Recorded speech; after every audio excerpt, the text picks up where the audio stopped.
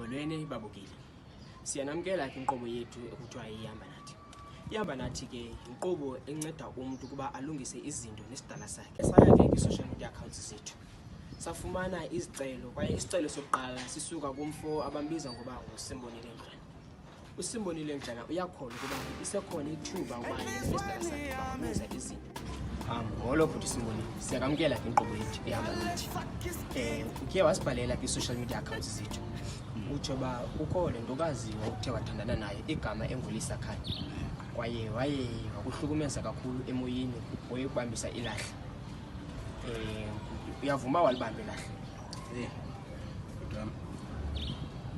Ima singayanga kude futhi. Uyavuma walibamba ilahle? Ndiyavuma. Futhi yabona inkqubo yethu kuba sincede abantu ukuba baphole kwaye bakwazi ukuqhubeka phambili. Kodwa liyakho imeko uba ubambe ilahle manje yitsho futhi usisibhanqa esiphindaphindene kayi-7.